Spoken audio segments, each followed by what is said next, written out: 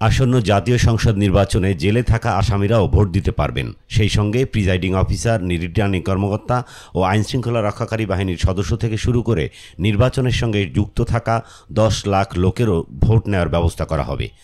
সোমবার বাংলাদেশ আনসার ও গ্রাম প্রতিরক্ষা বাহিনীর সদস্যদের মৌলিক প্রশিক্ষণের সমাপনী অনুষ্ঠানে একথা বলেন প্রধান নির্বাচন কমিশনার এএমএম নাসির উদ্দিন। রাজধানীর ভাটারার আনসার গার্ড ব্যাটালিয়নে এ প্রশিক্ষণের আয়োজন করা হয়। সিইসি বলেন, আসন্ন জাতীয় সংসদ নির্বাচনে এবার প্রায় 10 লাখ লোক মোতায়েন হবে। প্রিজাইডিং অফিসার, রিটার্নিং অফিসার ও আইনশৃঙ্খলা রক্ষাকারী বাহিনী থেকে শুরু করে প্রায় 10 লাখ লোক নির্বাচনের সঙ্গে যুক্ত থাকবে। যারা নির্বাচনের দায়িত্ব থাকে মূলত তারা নিজেরাই ভোট দিতে পারেন না।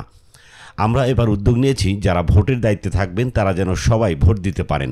একটি অ্যাপ চালু করা হবে। যারা নির্বাচনের দায়িত্বে থাকবেন তারা সবাই রেজিস্ট্রেশন করে নেবেন। আপনাদের বাড়ির ঠিকানায় ব্যালট পৌঁছে যাবে। গাইডলাইন অনুযায়ী ভোট দিতে পারবেন। যারা কারাগারে রয়েছেন তারাও এদেশের নাগরিক উল্লেখ করে নাসিরউদ্দিন বলেন, তারাও যাতে ভোট দিতে পারেন সে ব্যবস্থা আমরা নিয়েছি। এছাড়া প্রবাসীও এবার ভোট দিতে পারবেন। তিনি উল্লেখ করেন, ভোটকেন্দ্রে আইনশৃঙ্খলা রক্ষার মূল শক্তি আনসার বাহিনীর সদস্যরা। তারাই অধিক সংখ্যায় নিয়োজিত থাকেন। আগামী নির্বাচনে যারা দায়িত্বে থাকবেন তাদের উপর আগামীর বাংলাদেশ বিনির্মাণের দায়িত্ব এসে পড়েছে। আগামী নির্বাচনের মাধ্যমে বাংলাদেশের যে গতিপথ নির্ধারণ হবে সেখানে আনসার বাহিনীর বিশাল একটি ভূমিকা থাকবে। অনুষ্ঠানে বাংলাদেশ আনসার ও গ্রাম প্রতিরক্ষা বাহিনীর মহাপরিচালক মেজর জেনারেল আব্দুল মোতালেব সাজ্জাদ মাহমুদ সহ ঊর্ধ্বতন কর্মকর্তা ও প্রশিক্ষণার্থীরা উপস্থিত ছিলেন।